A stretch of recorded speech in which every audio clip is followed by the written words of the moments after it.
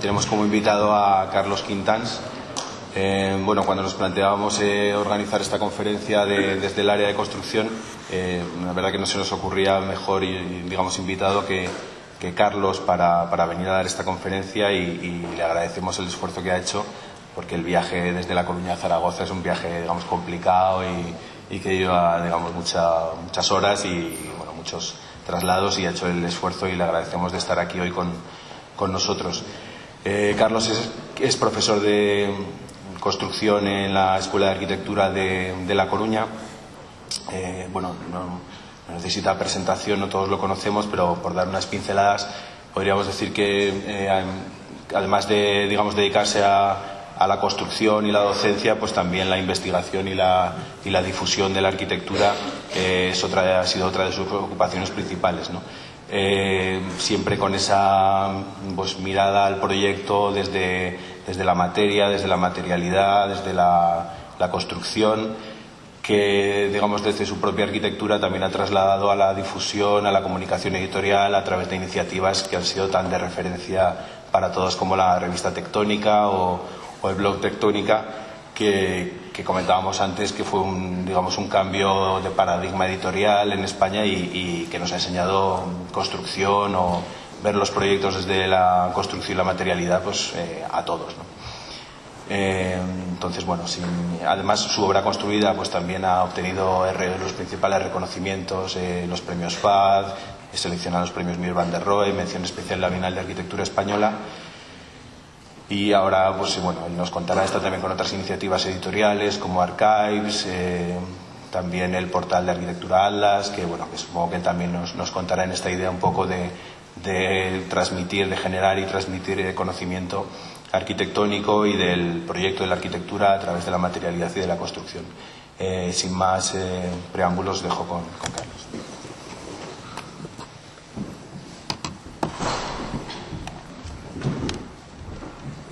Sí, se oye, ¿no? Sí. Bueno, muchas gracias por la presentación, muchas gracias por invitarme. No es que sea un viaje largo de Coruña aquí, es un viaje largo de Coruña a cualquier sitio, ¿no? Entonces, la verdad que salir es muy de agradecer, nos secamos y pasa a ser otra cosa. Bueno, cuando planteé el tema de la charla, no es extender la mirada, no sabía cómo era la escuela, no sabía que estabais mezclados con otras disciplinas. No sé si aquí hay alguien de otras disciplinas. Yo quería contaros, lo que quiero es, de alguna forma, pues que entendáis cómo pienso, ¿no? Quiero que seáis conscientes de que de alguna forma mi mirada es una mirada, entiendo que fundamentalmente bastante inocente, una mirada que intenta no tener límite en ninguna cosa, ¿no? Y que intenta no tener prejuicios sobre ninguna situación. Veréis que aparecen imágenes que, si las analizamos a fondo, pueden tener contenidos realmente densos y cuestionables en muchas cosas.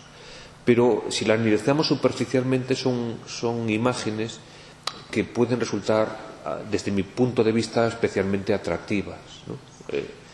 Entiendo que pues este primer reactor que estáis viendo aquí, que con esas dos fotografías de dos personas que estaban trabajando dentro de la universidad, que se fotografían con ese primer reactor, son dos fotografías absolutamente inocentes de alguien que no piensa en la trascendencia que puede llegar a tener esa imagen.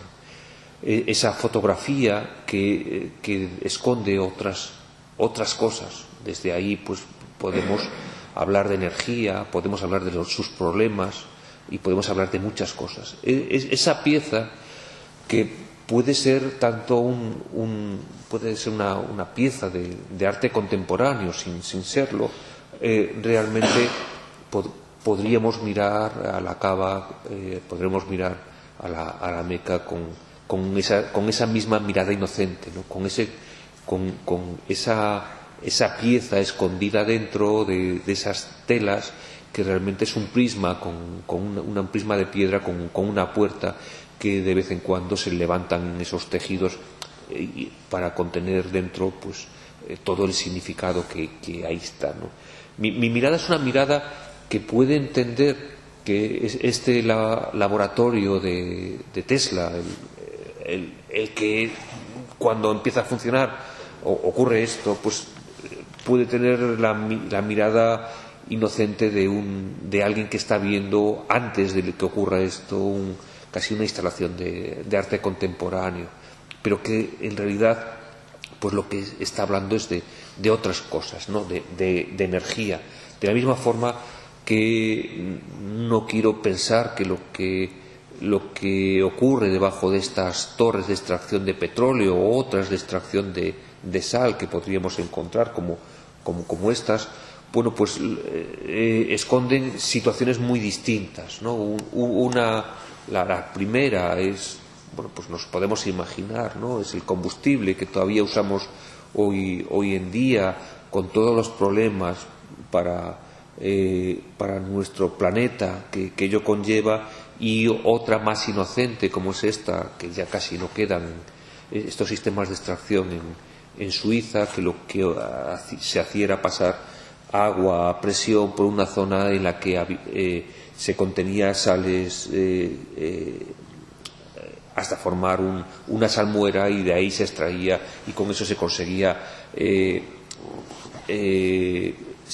la sal necesaria para un lugar que hasta ese momento no la tenía, ¿no? Esa sal que es el origen de muchísimas civilizaciones, de muchísimas culturas, ¿no? Simplemente el análisis de la actividad económica vinculado a la sal y lo que ello conlleva, pues ha dado transformaciones importantísimas en el origen de las ciudades, y en algunas ocasiones también incluso en determinados momentos históricos, ¿no? Pensar lo que ha significado la sal para Ledús y para Boulez, ¿no? Es decir, el poder establecer una arquitectura absolutamente nueva, y también incluso unos planteamientos no de ciudad, pero sí de formación de una entidad muy significativa para ese momento. Esa sal que al mismo tiempo, bueno, pues en estas torres de gradiente, en estas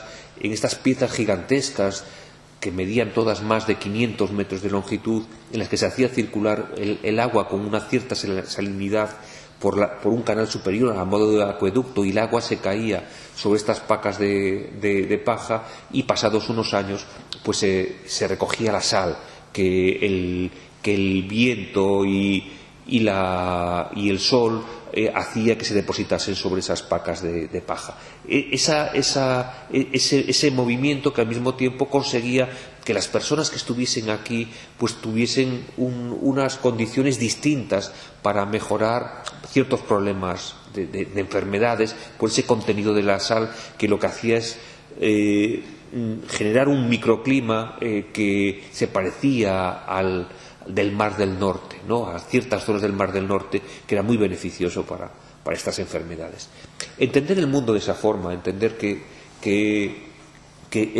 esto es un faro del delta del Ebro, pero que para nosotros podría ser una obra nuestra. A mí me encantaría que fuese una obra mía, ¿no?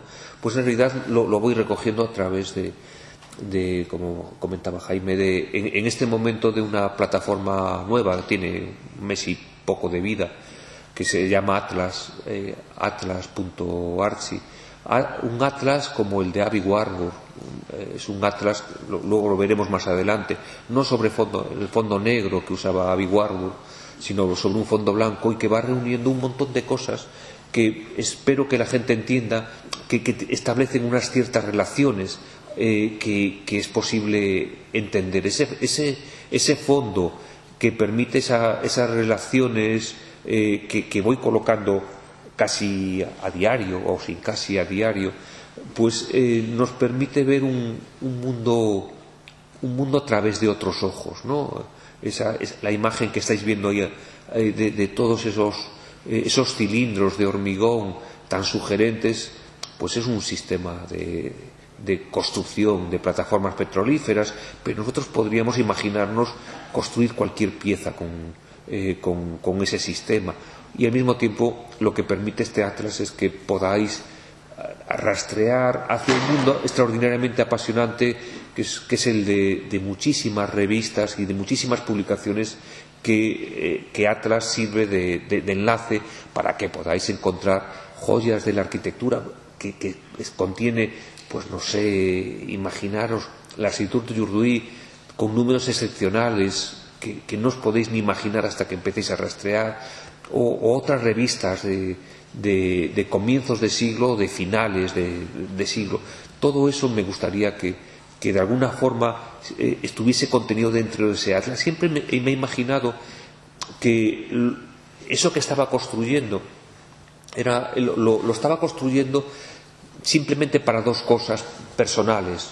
Una primera, para no olvidarlas, para saber que las tenía siempre localizables. Alguien que ha perdido, como yo, varios discos duros con los datos contenidos de muchos años, y que ha visto como webs que me han llevado muchos años han ido desapareciendo en muy poco tiempo, pues tiene una necesidad de buscar un soporte en el cual las cosas se conserven y por supuesto compartirlas, ¿no?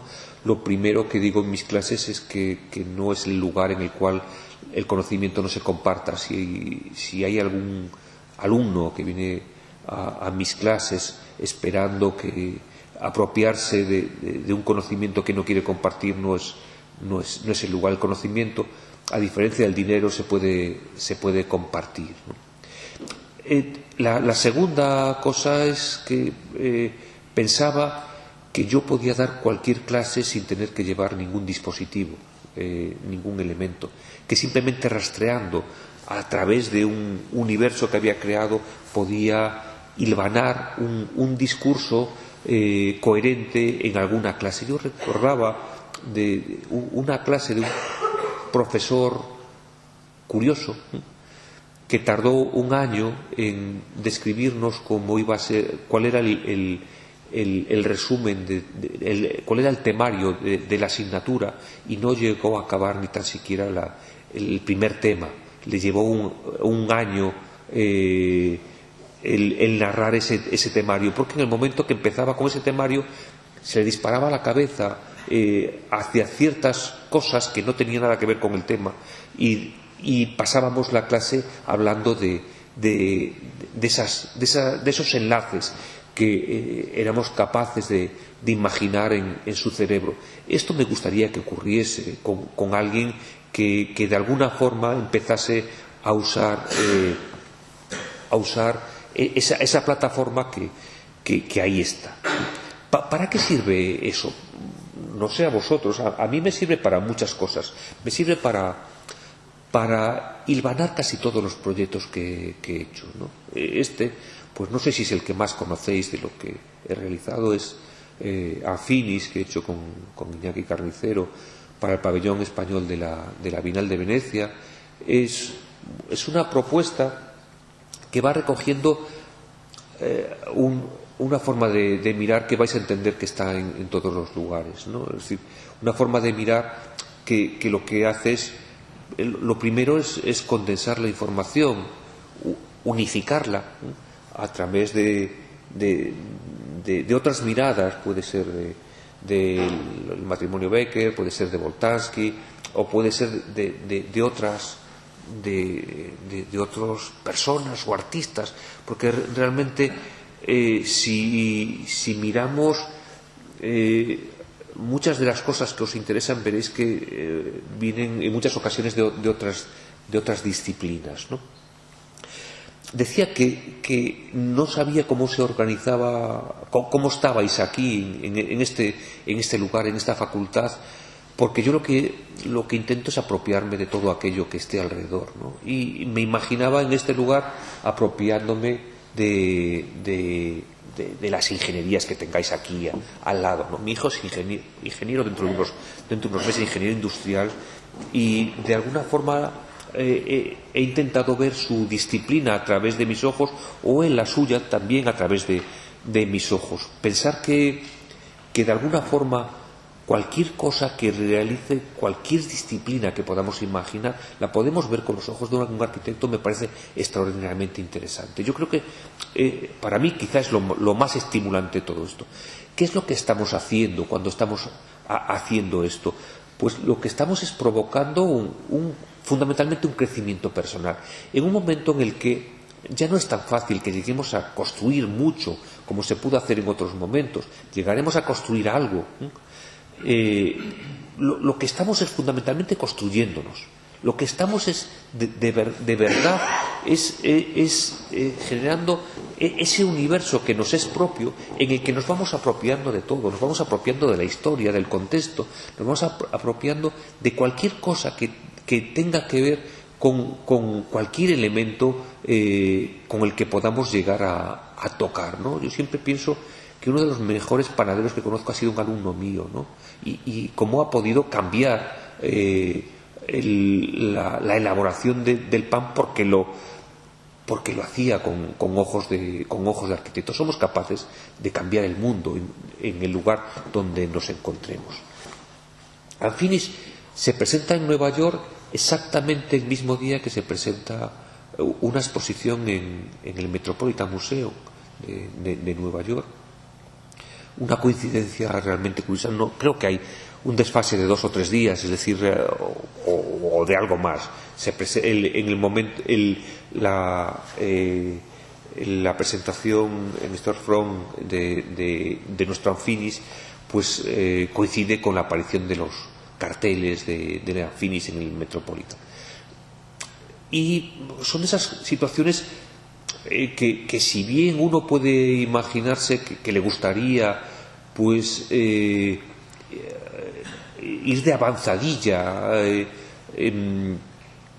pues no confieso que no está mal el coincidir con otras circunstancias, con la mirada de otras personas que en el mismo momento está trabajando sobre el mismo tema. Comentaba con Jaime mientras que estábamos por la mañana hablando, es decir, como eso ocurrió también con Tectónica. Tectónica apareció exactamente en el mismo momento que apareció la primera edición en inglés de Estudios de la Cultura Tectónica de Kenneth Frampton. Es decir, él estaba trabajando en ese libro y nosotros, que llevábamos varios años trabajando en Tectónica, pues estábamos con esa mirada a través de la explicación de la arquitectura, a través del procedimiento, del material, de las técnicas, ¿no?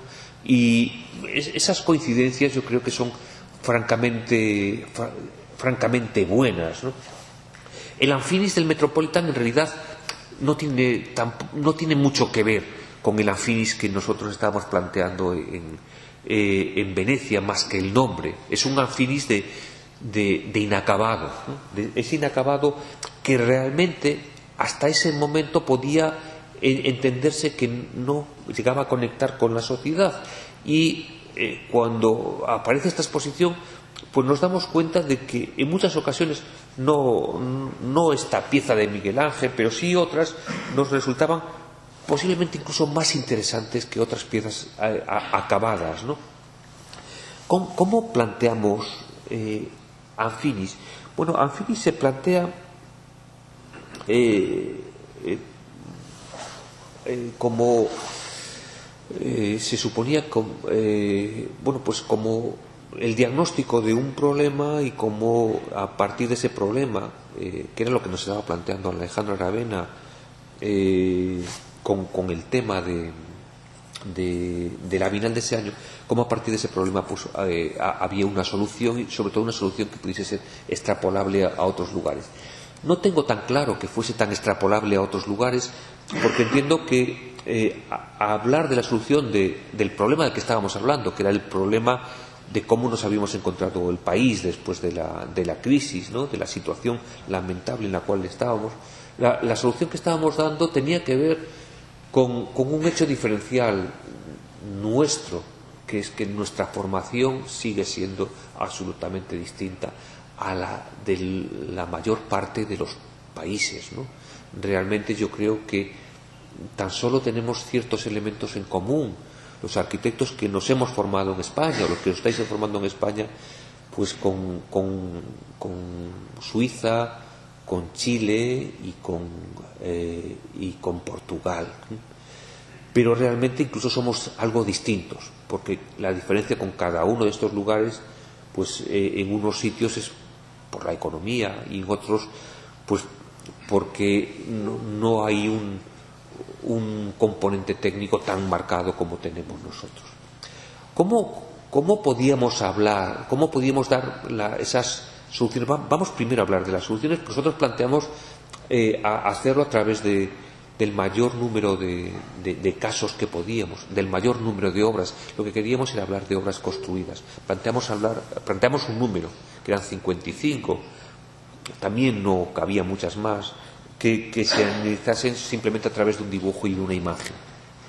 ¿Por qué un dibujo? Pues porque si conocéis a qué me llevo dedicando, sobre qué llevo planteando pues casi 25 años de mi vida, pues es a pensar que el dibujo es fundamental para poder explicar muchas cosas, ¿no? El dibujo que no solo explicaba, por ejemplo, el Escorial, sino que durante tiempo explicaba el Escorial en construcción, ¿no? El dibujo que podemos encontrar en las narraciones de arquitectura de Giotto o de muchos grabados japoneses, ¿no? Que están contenidos en obras entre pictóricas y arquitectónicas de Ruskin, ¿no? O en las secciones de Otto Wagner o de Violet, ¿no? O de Asplund o de Jacobsen, ¿no?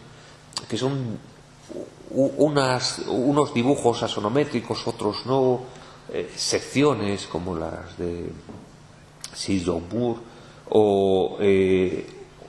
o alzados o asometrías, ya cuando estamos con la Bauhaus o con Stirling. Todo eso son trabajos previos que aparecen dentro de Tectónica. Me imagino que hoy pues lo identificaréis como una forma de dibujo. Muchos ni os habréis planteado dónde están los orígenes de esa forma de dibujo. Pues básicamente creemos que hemos pasado tiempo analizando lo que se había hecho hasta ese momento y que pensamos que a través de estos análisis se podían explicar muchas cosas, ¿no? Se podía explicar un proceso y se podía explicar un proyecto. Eso que hemos hecho durante tiempo, pues ahí está, ¿no? Para quien quiera verlo. Por eso hemos decidido usar un dibujo que pudiese explicar absolutamente todo, y una imagen, porque la imagen ha sido extraordinariamente importante. Simplemente algunas referencias. Prokungorski es un fotógrafo al que uno de los zares le asigna un vagón de un tren que se va conectando con los trenes y que va circulando por Rusia para documentar, para decir lo que era Rusia a través de esa imagen. O bueno, aquí tenéis una de las primeras imágenes de Talbot, ¿no? Que no analiza, no fotografía cosas extraordinariamente trascendentes, sino simplemente una acumulación de paja o redes. Estas en concreto estas son en Coruña, ¿no? Bueno, pues la imagen para mí es muy importante. Creo que esa imagen que podemos considerarla de autor, esta es de Catalarroca, ¿no? O podemos encontrarla pues en los lugares más curiosos, dentro de los archivos, en muchas ocasiones como postales, La imagen es extraordinariamente potente. Una imagen debería servir para explicar, pues de nuevo, una acumulación de paja, un secado de pescado o otra forma distinta, en este caso de secado de la paja en Japón, o un granero en Turquía, o una iglesia que ha acabado sin finalizar, una iglesia sin importancia o con importancia, una ruina después de una guerra, o bien como de distinto se vive iglesias iglesias, templos para nosotros del conocimiento, templos de la arquitectura, como son alguna casa. Esta es la Tugendhat, en el momento que se usa como gimnasio, ¿no? Esa imagen que nos explica que la Villa Saboya en algún momento estuvo así, o así, y que ha tenido que pasar mucho tiempo para que pudiésemos mirar estas imágenes sin odio. Yo he tardado 20 y algo años desde que vi estas primeras imágenes de la Villa Saboya y hasta que las he asimilado. Me costó mucho tiempo, ¿no? Al igual que no miraba con la misma inocencia pues las intervenciones en un teatro romano. Bueno, esas imágenes aparecían dentro de Anfinis de dos formas. La primera, para explicar el problema que teníamos, para explicar el drama que teníamos en este país a través de lo que aquí había ocurrido, de ese sinsentido protagonizado fundamentalmente por unos procedimientos que tan solo tenían la economía como único punto de vista, con el acompañamiento y el acicate de los políticos y la cabeza absurda de muchos de nuestros compañeros. Con eso pues nos hemos encontrado pues con esa España que nos ha dejado unas huellas muy profundas, no solo en nuestro territorio, sino también en nuestras vidas, ¿no? En nuestro corazón. Nos hemos encontrado ese lugar que ya otros habían analizado, y eso es lo que aparecía como introducción a Anfinis, ¿no? Nación Rotonda, bueno, otras fotografías que conocéis. Esa explicación del principio, una explicación que queríamos que fuese de varias formas, ¿no? Siempre por fotógrafos o fotógrafos arquitectos, ¿no? Pero era una explicación a través de su mirada. Unas series que tan solo en alguna ocasión tenían una vocación artística y eran series como muy claramente planteadas desde ese punto de vista, y en el otro tenían una narración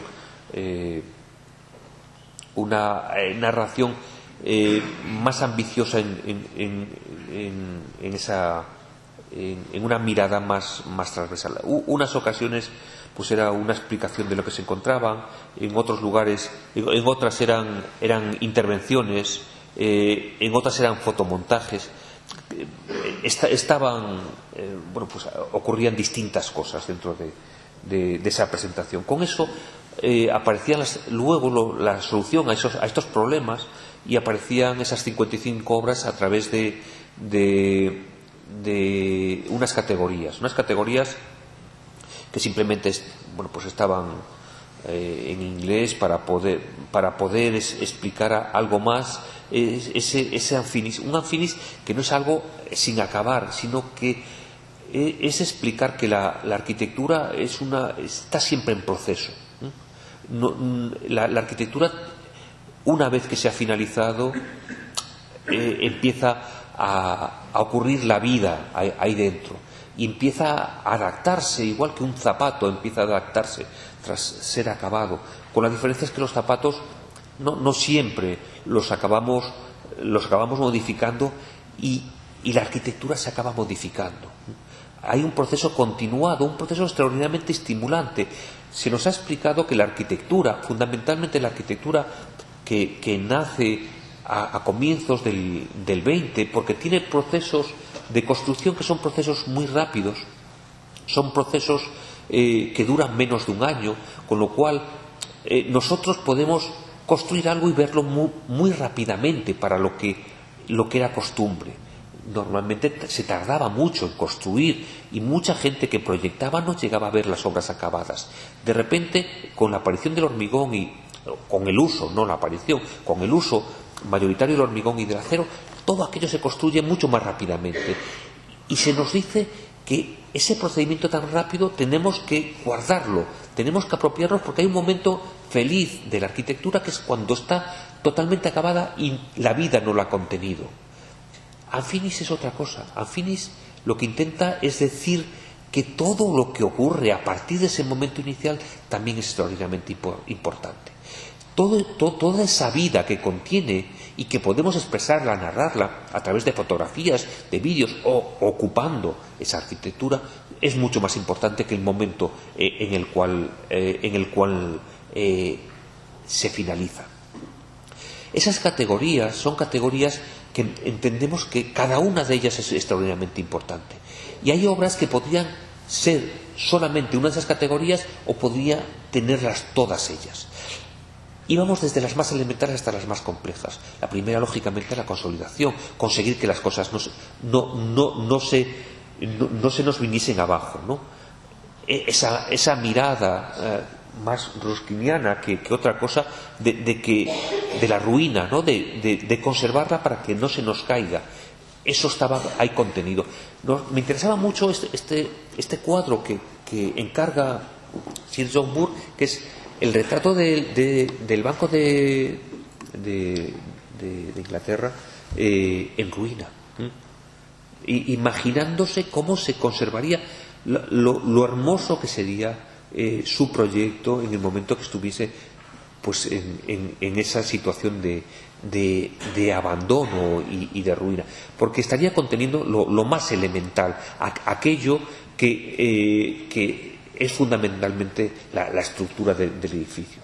Esa consolidación que en el momento que se dota de un poquito más de contenido empieza a tener mucha importancia.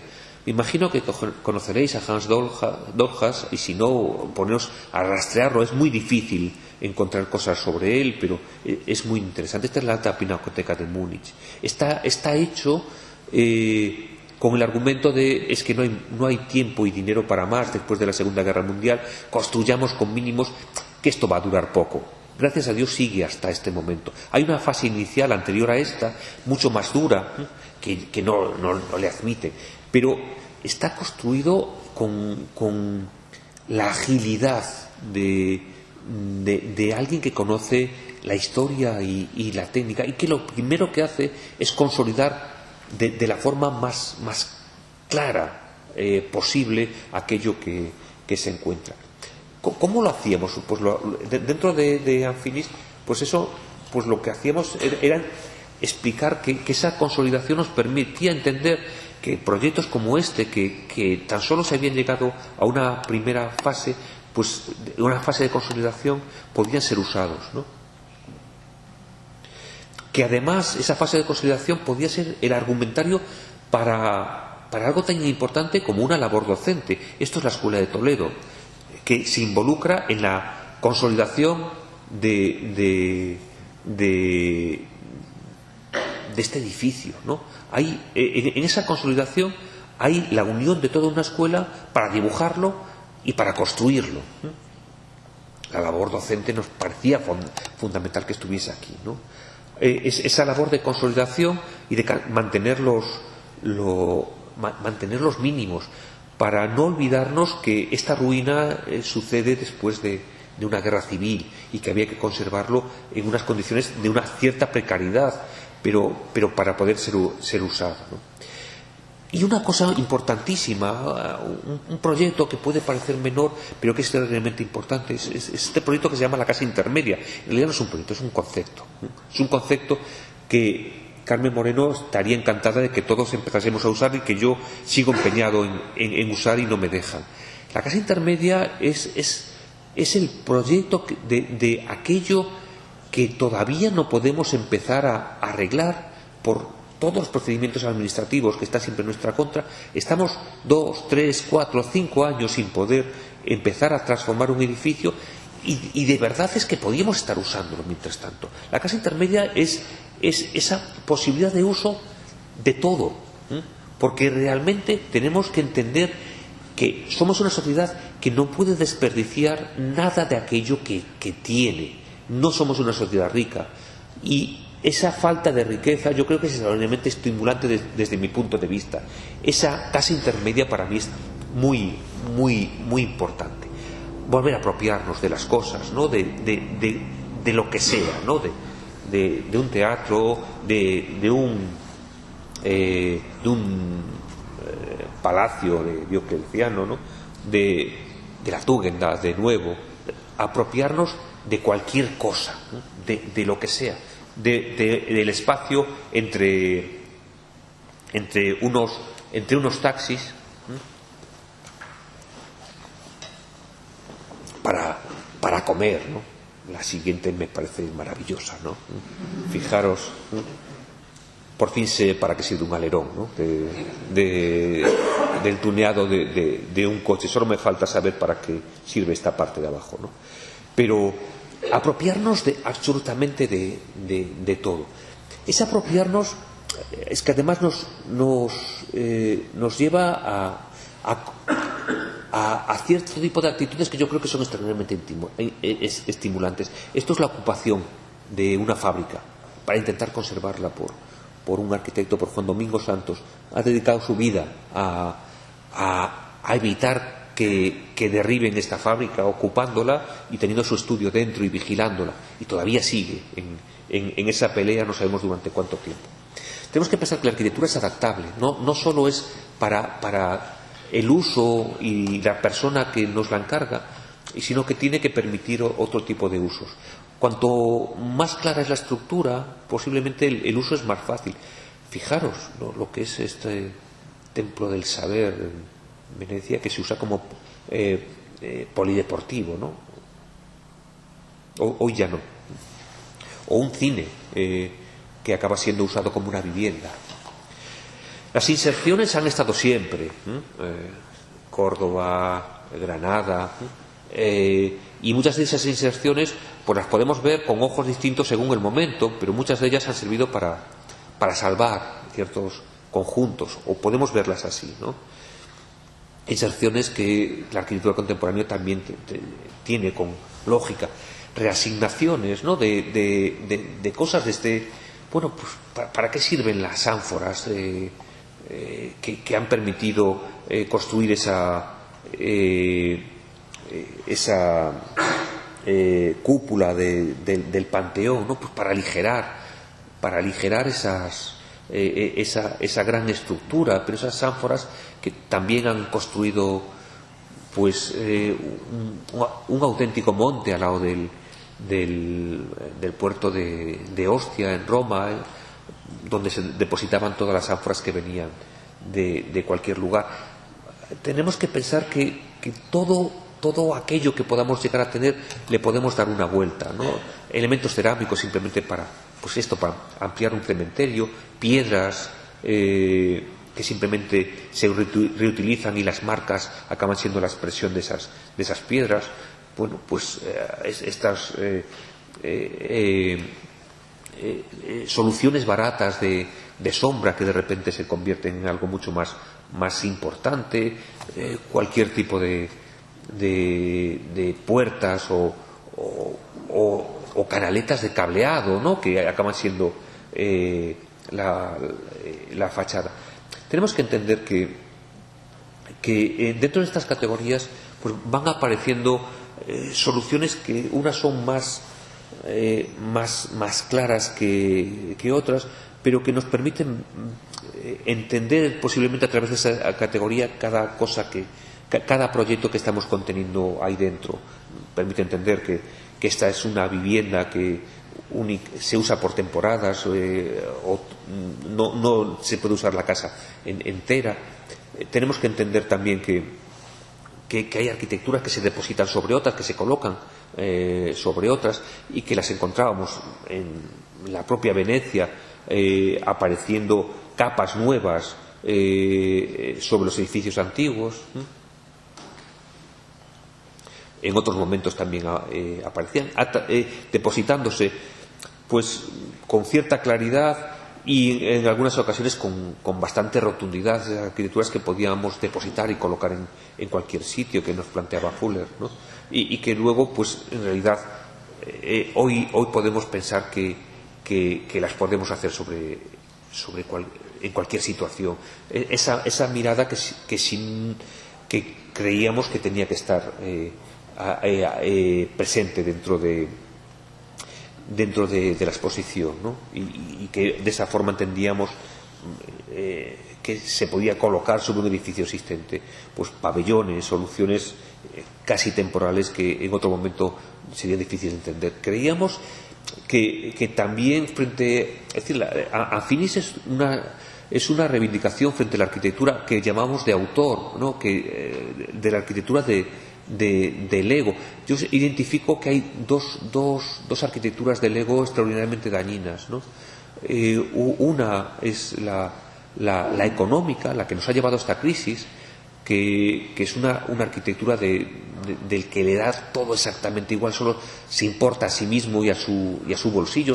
Es esa arquitectura económica que ha destruido nuestro país, que es una arquitectura realmente extraordinariamente dañina. Pero hay otra arquitectura que también solo se mira a sí mismo, que es la arquitectura que hemos mirado durante mucho tiempo, que tenemos pues no sé hacia dónde está el pabellón de Zaha desde aquí, ¿no? Pero que tenemos presente, que tan solo se mira a sí mismo, que es y quizás este es el proyecto de Zaha que más mira al contexto, porque por lo menos sirve para salvar una luz, no sé si necesario o innecesariamente, pero que siempre se han planteado ajenas al contexto, ajenas al lugar, ajenas a la historia, siempre solamente mirándose a sí mismo. Frente a eso, creo que hay una arquitectura de guías, de propuestas que de alguna forma pensamos que la historia nos ha dejado y que podemos copiar de una forma clara, ¿no? Tanto las que planteaba Durán como las que plantea cualquier otro tratado, ¿no? Y así nos imaginábamos la repetición de estos centros de salud, de entresitio,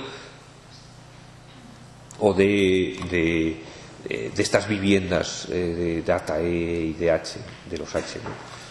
Y una parte especial era lo que llamamos pavimentos, que en realidad eran todo aquello que era arquitecturas que estaban vinculadas con el exterior, aquellas que permitían la vida. Eso es pues una de las características más importantes que tenemos en esta cultura mediterráneo medio atlántica, ¿no? donde vivimos, ¿no? y que nos permite disfrutar de la ciudad como se disfruta en Europa, la real, la ideal, y que a través de cada elemento, ¿no? Del pavimento, de la iluminación, la estamos llenando de contenido, pero en muchas ocasiones lo que tenemos que pensar es que a eso tenemos que llegar tras un vaciado. Había dos propuestas muy interesantes que procedían del derribo. Una era esta, y que nos parecía muy, muy importante, que era la demolición de un antiguo mirador y simplemente la adecuación de un poco de pavimento. Y esta otra, que es la conservación tras la demolición de unas construcciones que estaban en Barcelona. Todo esto al final pues era exactamente lo mismo, ¿no? Es la forma en la que Aby Warburg fotografiaba su atlas para llevar el mundo a cuestas, para llevar todo el conocimiento que podía, e intentar relacionarlo a través de la combinación de esas imágenes que tenían unas referencias muy claras, y que él pensaba que esas relaciones establecían simplemente al poner en contacto de una forma o de otra esas fotografías. Ese atlas que también podía ser el de Joseph Albers cuando visita México, o de Sir John Soane con su colección, que en la forma en la cual se disponía establecían también una serie de relaciones, como podéis ver aquí. Esta imagen me parece que es muy potente, ¿no? Esa forma de ir ordenando el conocimiento, de alguna forma pensábamos que podía estar dentro de Anfinis. ¿Cómo? También mirando el arte contemporáneo. Esto es una pieza de arte contemporáneo, no es únicamente un archivo de una galería, de un museo. Así se expuso a Anfinis, mirando todo esto, ¿no? Entonces son imágenes de lo que ha sido Anfinis. Esta es la presentación con las fotografías. Esto era el peine que se subía y se bajaba para poder contener las conferencias, que nos gustaría tener más conferencias, pero bueno, se tuvieron las que se pudo, que uno se movía por dentro de ese peine con esas imágenes, que aquí lo veis, ¿no? Se subía y se ocupaba, ¿no?, ese vacío.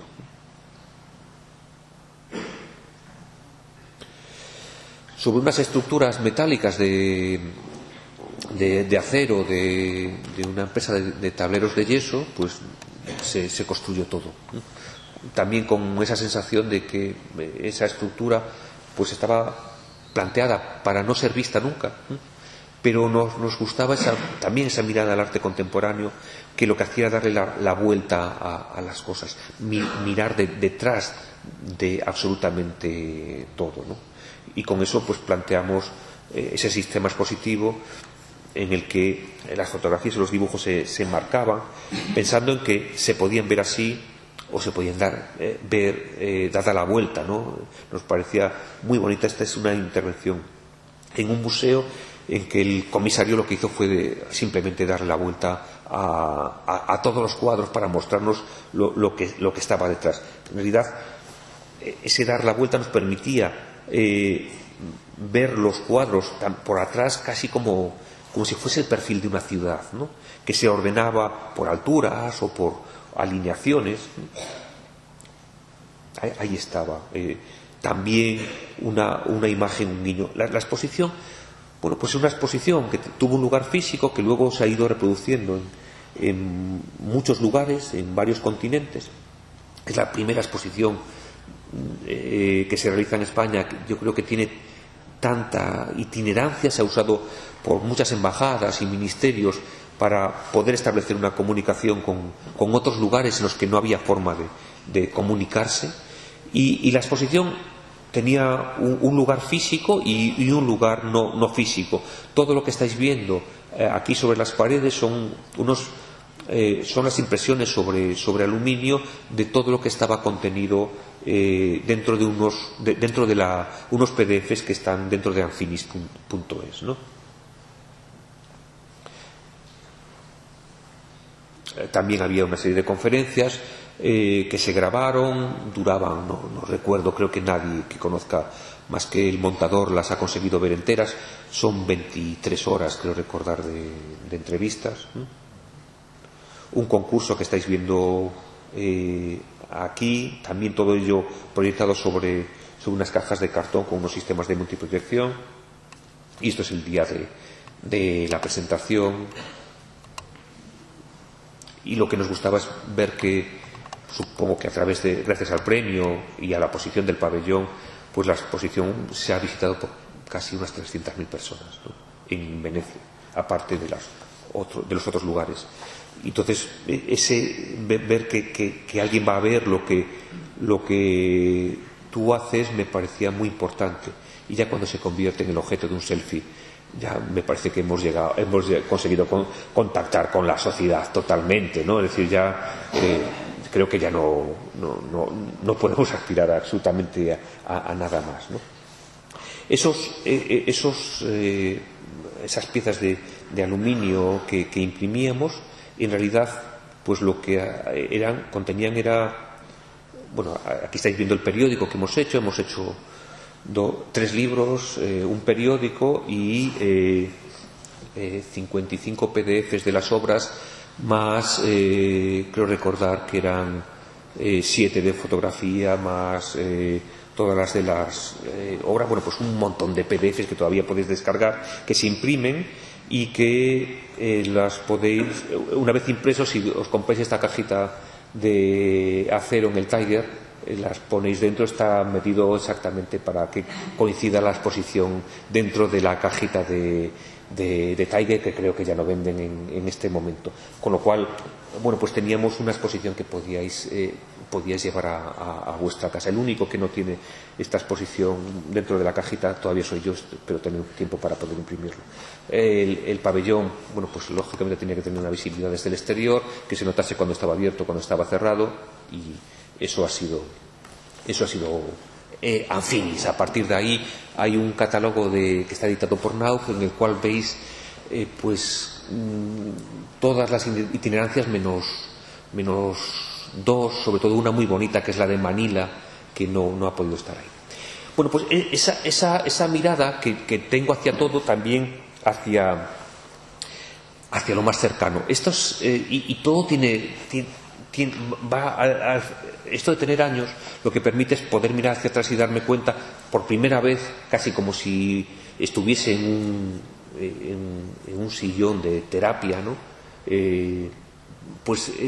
Reconocer que todo lo iba haciendo por algo. Este es un primer libro que realizo con otros profesores de la asignatura cuando se me encarga la docencia de una asignatura que se llamaba Industrialización y Prefabricación, que hasta ese momento era únicamente de prefabricados pesados de hormigón.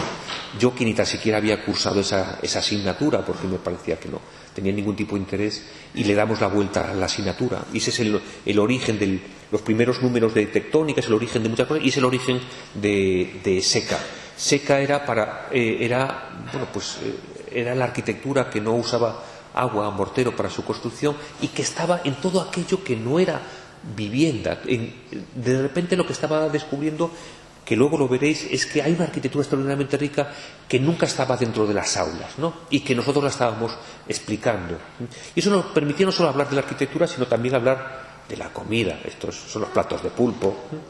O nos permitía hablar de la empanada. La empanada yo creo que es la construcción más interesante, que además nos la comemos porque dándole forma para cerrar la empanada estamos rigidizándola. Esta no está suficientemente decorada y entonces no permite levantarla sin que se nos caiga, pero es que la decoración, lo que dice, lo que acompaña la cebolla, si es de carne, si es de bonito, si es de no sé qué, también es un ornamento y rigidiza todo esto. Hay una poesía maravillosa de Anton Reicha hablando sobre la empanada, y de repente nos podemos descubrir que todo aquello que contenemos tiene mucho sentido, y además podemos entender por qué las casas inicialmente pues no tenían esquinas, porque eran más difíciles de construir, y porque cuando tenemos que hacer la solución más elemental para defender pues simplemente unas colmenas frente a los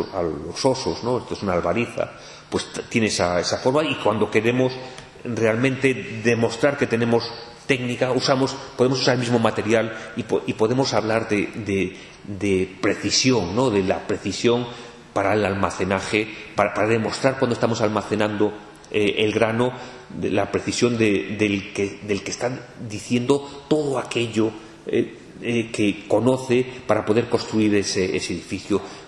Yo recuerdo cuando encontré los documentos de la casa donde nací y que descubrí que la casa había costado mucho menos dinero que el hórreo, pero el hórreo tenía que explicar muchas cosas, ¿no? Tenía que explicar, tenía un contenido extraordinariamente importante, y por eso tenía esa precisión, esta precisión que puede llegar a esta precisión, ¿no?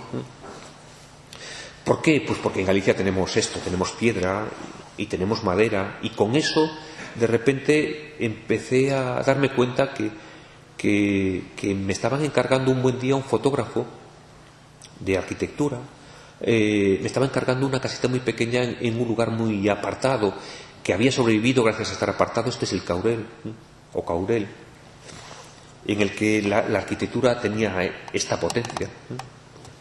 Y me encargan la intervención sobre un antiguo palleiro, que aquí veis medio difuminado, ya construido, donde la arquitectura era una arquitectura en madera que había durado muchos años, que también, aunque no lo parezca, usaba la pizarra de esta forma plástica tan importante. Esta pizarra es maravillosa, ¿no? Esto es lo que nos encontramos allí. Esto está fotografiado por Ángel Baltanás, que es el propietario de la casa.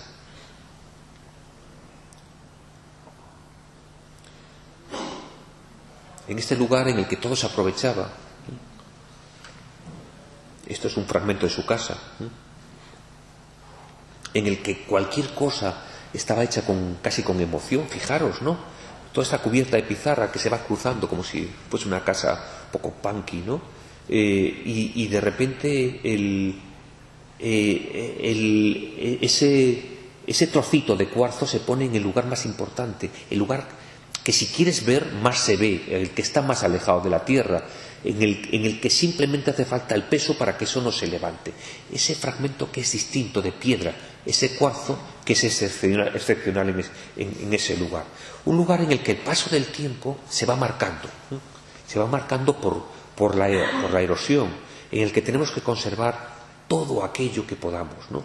Ahí me encargan, lo veis aquí, este antiguo palleiro, pero la propiedad al mismo tiempo tenía una era, un lugar donde en este caso era comunitario, era propiedad particular, pero la usaba toda la comunidad, que era una plataforma de piedra. Realmente, pues lo bueno es que tengo un apellido maravilloso, que habla de la solución más elemental de ocupación del territorio, simplemente un pavimento para mantener la limpieza en una acción, en este caso una acción agrícola. Y tenía un sequeiro muy pequeñito aquí para secar las castañas, ¿no? Solamente intervenimos sobre ese palleiro, sobre ese pajar, ¿no? Que es este, con esta sección tan marcada que veis, ¿no? En el que aquí estáis viendo las dos plantas. Se conserva la estructura de piedra de la planta baja, la superior se demuele porque estaba en muy mala situación y era de bloque de hormigón y realmente sin remedio. Abajo, al igual que hacía Sota en la Casa Domínguez, en La Caeira, en Pontevedra, abajo los dormitorios cobijados y arriba el estar para mirar el horizonte. En medio una escalera muy... Todo esto es una casita pequeñísima, ¿no? Es decir, que para bajar por la escalera te metes dentro aquí lo veis, ¿no? Dentro del mueble de la cocina. Tienes que bajar por el interior del mueble, y debajo hay pues una habitación principal, una secundaria en la que caben 4 niños, ¿no? Un baño, y arriba el estar, aprovechando un cambio de nivel para que puedan entrar los niños debajo, pues subimos y está la cocina haciendo una espiral en toda la casa, un ascenso en espiral, y al mismo tiempo ese cambio nos permite usarlo de asiento para la mesa. Sobre los muros que se conservan, arriba la estructura de madera, una estructura lo más ligera posible, abriéndose hacia el paisaje que teníamos delante, y esa es la estructura. La entrada está a medio nivel primero para mirar por debajo del mueble de la cocina y encontrarse con la altura de la casa. Es una casa muy pequeñita pero con mucho volumen, ¿no? Con mucha altura. Aquí veis el cambio de nivel y las imágenes del exterior. Hubo mucha suerte porque la naturaleza decidió o nosotros tuvimos la suerte de que íbamos al ritmo de la naturaleza, ¿no? Entonces de repente pues la naturaleza dejaba ver únicamente su estructura, ¿no? Sin la vegetación, y estábamos nosotros con con la estructura, estaba de camuflaje hasta en ese momento. Digo, con una estructura muy de mínimos, pues esa inconsciencia que tengo pues me hacía olvidar que esto era un flan que se movía de una forma muy fácil, y realmente no se rigidizó hasta el último día, cuando estaban todos los paneles puestos. Momentos de la construcción, una de las capas de paneles, de tableros, capas de protección, se empiezan a poner los revestimientos interiores, y de repente la naturaleza estaba con el mismo color que nuestro edificio, ¿no? Por un momento la casa iba a ser así. Hubo miedo a que se decolorase de forma distinta por la presencia del sol, y el color, que era el color de los tableros simplemente para resistir el agua, pues dejó de ser el acabado interior. Iba a ser esto, y en los sitios en los cuales había que revestir algo se iba a revestir con un trenzado de los que se usan para los cestos, ¿no? Para las cestas, ¿no? Y no había suficiente material para poder hacerlo, entonces pues solamente hicimos una parte. La casa pues es muy elemental. Aquí falta todavía la chimenea. Es una casa como dibujada por un niño pequeño, simplemente es que el niño es vago y entonces la puerta se ve poco, pero se intuye por el camino, y nos falta poner la chimenea que va a estar dentro de un momentito. Aquí ya está la casa dentro del lugar. Hoy ya no se distingue, ahí todavía la madera no había adquirido el color. La casa se parece más hoy a esto, ¿no? Sigue estando muy bonita esa madera.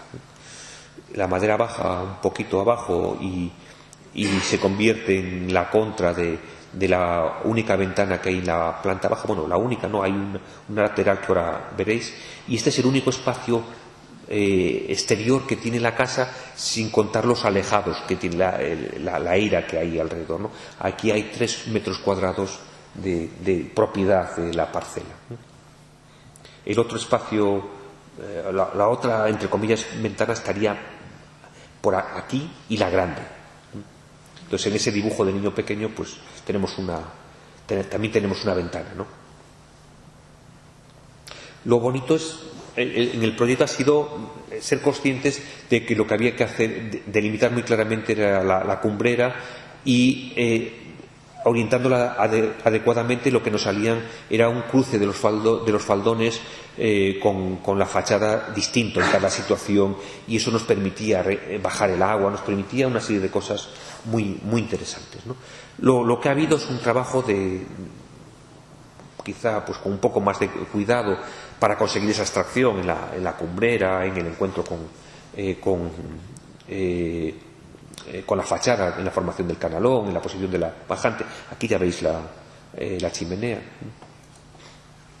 y este es el espacio interior, y ese salto es el que permite sentarte y poder comer. No sé si luego está esta imagen usada por la propiedad, lo veréis luego. Es que esta imagen, a ver si está luego, con la propietaria, era su perfil de WhatsApp, con lo cual entendíamos que realmente estaba muy contenta con la casa, ¿no? Desde el interior de la casa, la cocina y el estar, la escalera. Aquí veis cómo se mete debajo del mueble de la cocina. Esta es la propietaria, pero no es su perfil de WhatsApp. Esta es la foto que le ha hecho el marido.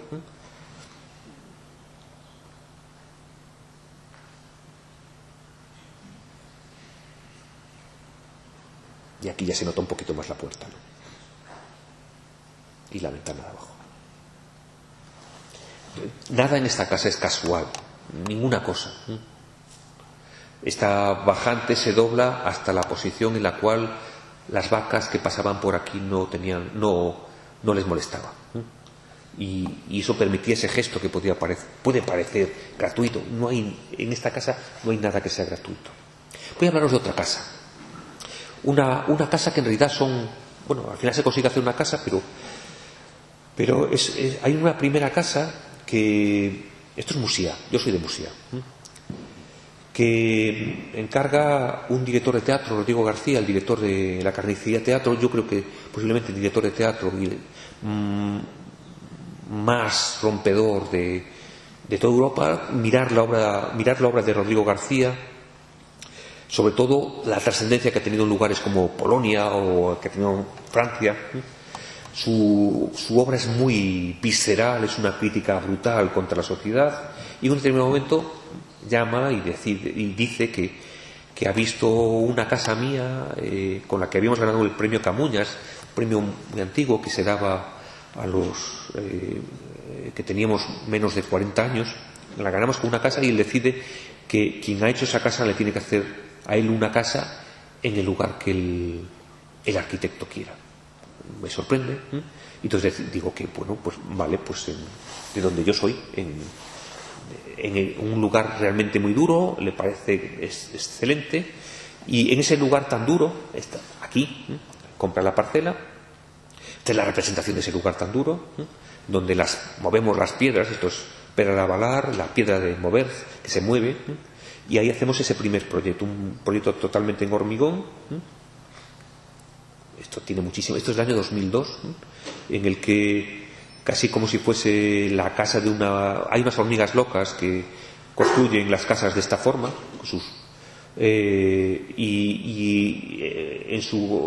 en su caso era para estar mirando bien el horizonte a través de este gran embudo, o la tierra a través de este embudo, o una situación ambivalente que es la zona de dormir. Esta es la zona de estar y de comer. Aquí es la zona de pintar, y dentro tenían que ocurrir estas cosas. Esto es parte de una obra suya en la cual esparce líquidos por el suelo y lanza la luz, y con eso se refleja sobre todo el espacio.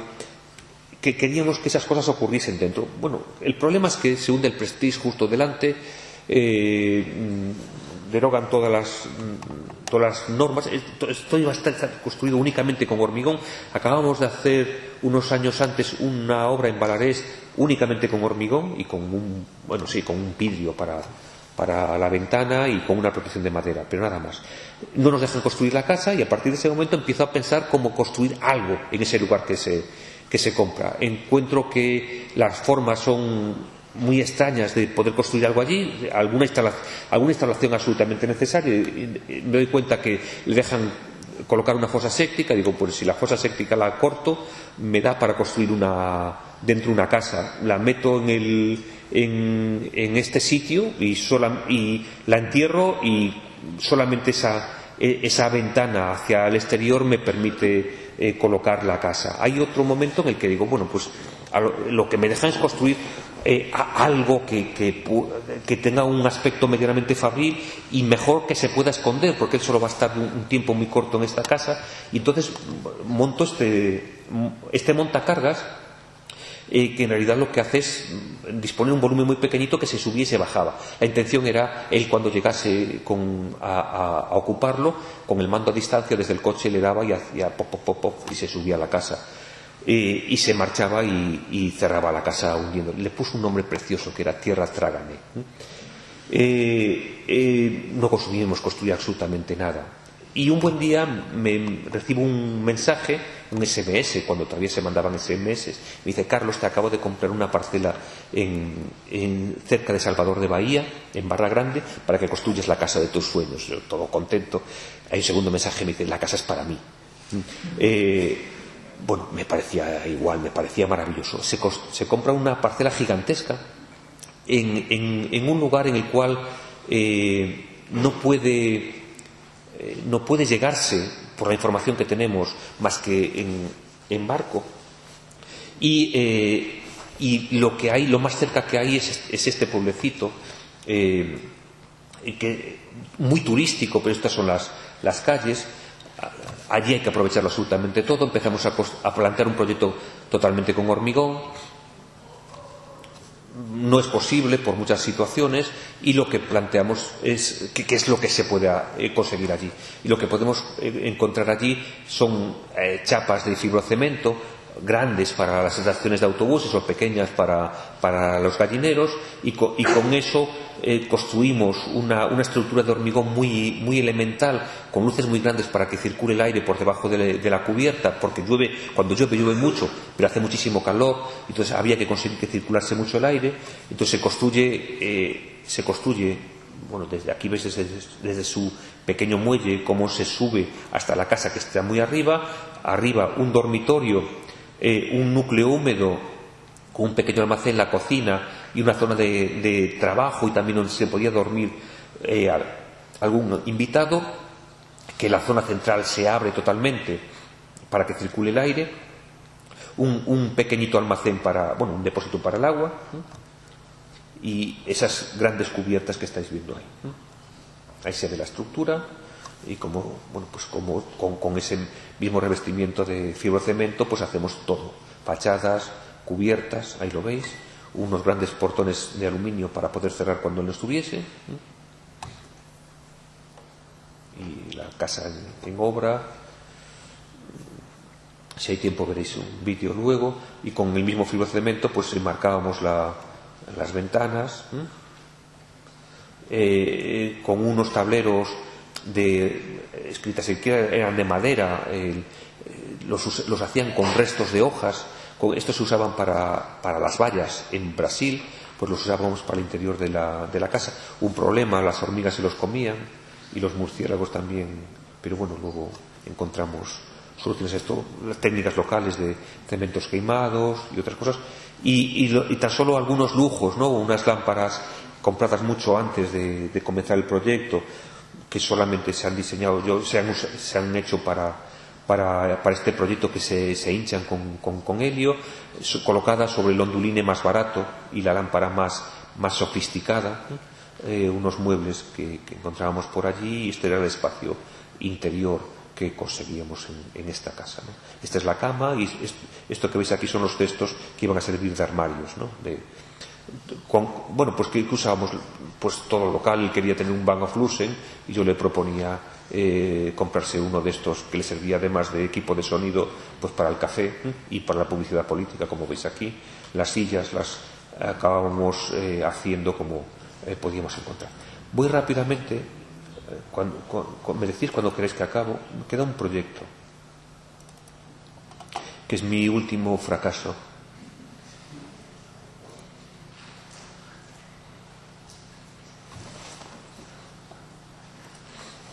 Pensaba que este era el mejor proyecto de mi vida. Es un proyecto que nace a partir de una actividad cultural. Pues esto de ser pobre te obliga a hacer un montón de cosas. Entonces iniciamos una programación cultural de una forma inconsciente entre una galería de arte y un servidor. Engañábamos a todos nuestros amigos, a todos mis amigos, de distintas disciplinas. Venían a dar una conferencia, montamos una exposición y hacíamos otro PDF de esos para poner en cajitas, ¿no?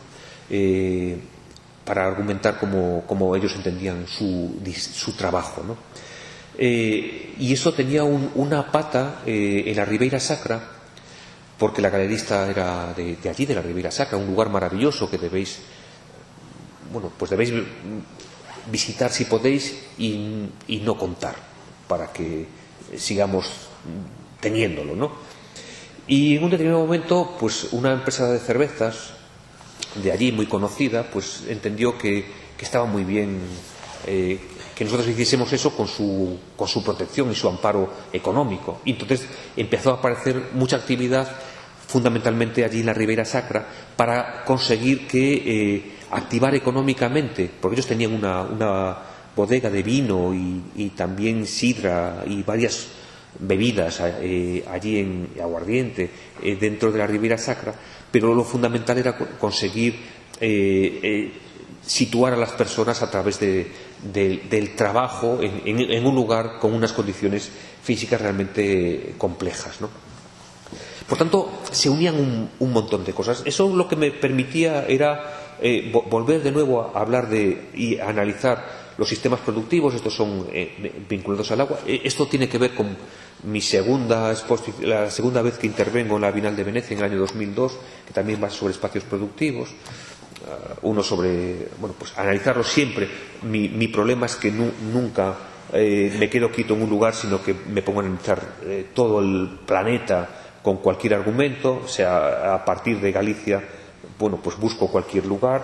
Entonces, en la Ribera Sacra lo que analizábamos eran los sistemas de abancalamiento, los que estaban vinculados a la vid o otros cultivos. Eran los aterrazamientos que había en otros lugares. Es una mirada que ya venía realizando, que luego ha tenido también su incorporación dentro del Atlas que os he comentado. La Ribera Sacra es todo esto, en el interior de Galicia, vinculado al Miño y al Sil. Hay que entenderlo para dibujarlo, para saber cómo es su geografía. Esto es sin embargo, esto es tras los montes, en el norte de Portugal, en el que veis que ese dibujo está vinculado con ríos menores hasta el Douro, y con sistemas de bancalamientos. A mí lo que más me gustaba era esta interpretación de este territorio. Esto es una poesía visual de Noboneira, que parece que nos está dibujando el territorio. Este es el lugar de la Ribeira Sacra, en la zona en la cual no hay cultivos, una zona de mucho agua, que en un determinado momento los monjes se dan cuenta que es un espacio maravilloso para producir vino, se llena de monasterios, no os podéis imaginar cuántos. Tenemos es la mayor cantidad de románico que hay en Europa. Las vides ahí no son vides como el resto de Galicia, que son elevadas. Estas no son de ese territorio. En el resto de Galicia, por condiciones del terreno, se levantan las vides, y también en el norte de Portugal, pero también se levantaban en otros lugares, ¿no? Bueno, pues esos monasterios que van invadiendo toda la Ribeira Sacra van colonizando el territorio. La topografía es una topografía muy accidentada. ¿Veis aquí las secciones? Con el río en el centro. Y de nuevo me lleva a una de las clases más bonitas con las que se iniciaba urbanismo en nuestra escuela, en la Escuela de Arquitectura de Coruña. La primera clase de Manolo Gallego, que era la sección del Valle de Patriquedes, ¿no? Una sección del valle analizada de una zona muy concreta en Edimburgo, pero que es extrapolable esa sección del valle a cualquier territorio, ¿no? Lo que decía es cómo estaban las nieves, las nieves se deshacían, se convertía en los primeros cauces y acababan siendo ríos importantes, y todo eso estaba relacionado con cultivos y con actividades agrícolas, ¿no? Como esa sección del valle lo que estaba determinando eran las actividades agrícolas que iban sucediendo a través de la sección, ¿no? Esto lo vi muy claro cuando estábamos haciendo la revista nueva esta que estamos haciendo, el Archives, en concreto el de Andrea de Plas. Andrea de Plas, muchos podríais, espero que lo conozcáis, fundamentalmente lo conoceréis a través de un libro de Construir Arquitectura, ese manual así, ¿no? Que lo tenéis ahora en español, y que cualquiera pensaría, por mi proximidad con él, que haríamos un archive sobre la técnica, ¿no? Y lo que he intentado hacer era un archive sobre el territorio, sobre la selección del valle. Esto es donde él ha elegido vivir, es en un pequeño núcleo que se llama Flas, que fundamentalmente lo que tiene es de producción de vino desde los romanos. Esta es la montaña, o sea, este es el corte en el terreno que le separa de Liechtenstein. Aquí el sol da sobre ese corte y se acumula y lo devuelve esa temperatura al terreno, con lo cual el vino aquí es un vino con unas condiciones muy distintas a las del resto de Suiza, porque retiene el calor durante más tiempo. Estaba viendo esa sección del valle de otra forma absolutamente distinta. Esa sección del valle que podíamos verla en cualquier sitio, ¿no? Esos muros que en algunas ocasiones no son de contención, sino que son de protección. Esto es para proteger un limonero, que se protegen de esta forma, buscando llevar el agua hasta las raíces, ¿no? O aquí para proteger del viento los melocotones.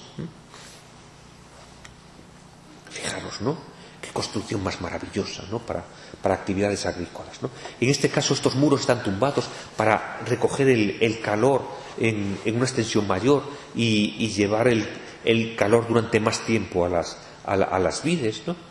O esto en el Douro, en el Duero, en el norte de Portugal, simplemente para formar terrenos cultivables horizontalmente, como podéis ver aquí, ¿no? Y esto está en muchos lugares. Esto es Filipinas, pero podría ser cualquier cosa. Esto sí es la Ribera Sacra, ¿no? Esto es nuestro territorio y tiene, bueno, no sé si está todavía imagen, ¿no? Bueno, aquí estáis viendo todos esos bancales en los cuales va apareciendo el vino. Unos bancales son más recientes estos y otros más antiguos, porque este territorio está funcionando porque hay una demanda del vino, ¿no? Es un vino bastante más caro, pero que la gente aprecia, y eso ha permitido que haya actividad económica. Me encargan una bodega aquí. Habían reconstruido, o por llamarlo de alguna forma, porque lo cambian la sección para que sea más eficaz este sistema de abancalamiento, toda esta zona. Aquí está un río, un afluente muy pequeñito, y me encargan una bodega aquí, pensando que aquí al final, en unos bancales que todavía no son suyos, harían un festival de cine, de música, y parte de la actividad cultural que hacían con nosotros estaría dentro de la bodega. Les digo que son insensatos, que esto no tiene ningún tipo de sentido, destruir unos bancales para poder construir una bodega. La bodega que tenían era la más antigua de la Ribera Sacra, es una construcción muy pequeñita que estaba justo enfrente, aquí, que resultaba de la excavación para extraer la piedra, para llevarla al frente. Esta era la bodega que ellos tenían, que mal habían ampliado hasta ese momento, y que lo que les propongo es ampliar la antigua. Esto es el lugar que querían en el cual interviniésemos, y que todo mi esfuerzo es para intentar que no lo hagan ahí. Me encuentro con que la Ribera Sacra tiene expresiones propias muy importantes, que son las de los esgrafiados, que son estos encalados en las zonas de la piedra de peor calidad, con dibujos muy característicos y realmente muy naif. Me interesan mucho más estos esgrafiados que otros, mucho más cultos, que seguro que conocéis, ¿no? Empiezo a analizar todo la expresión exterior de la arquitectura a través de un origen textil, el que defiende Semper, a través del estilo, de esa construcción que tiene un origen vegetal, y que, según él, realmente todos nos empeñamos en luego, de una forma u otra, en encontrar de nuevo esa expresión textil en la forma en la cual trabajamos el exterior. Tenemos que mirar de nuevo la gramática del ornamento de Owen Jones. Sobre todo, me imagino que resultará sorprendente que yo os esté contando esto que siempre he defendido, la no expresión de aquello que no sea la técnica que sea vital, pero encuentro el lugar en el cual eso es necesario, porque siempre ha sido así. Volver a mirar a William Morris, mirar esa mirada hacia lo textil, tanto lo que viene de Flandes como lo que viene de nuestro territorio. Esto es de Camariñas, es al lado de mi casa. Tenemos que entender que la superficie se dibuja en culturas muy antiguas. Burkina, que se convierte en una exposición que estoy montando en este momento, y que habla del mantenimiento de la arquitectura a través de procesos fundamentalmente manuales. Y quiero entender cómo el arte contemporáneo actúa sobre la superficie. Lo miro, lo remiro a Matisse, a Calandré.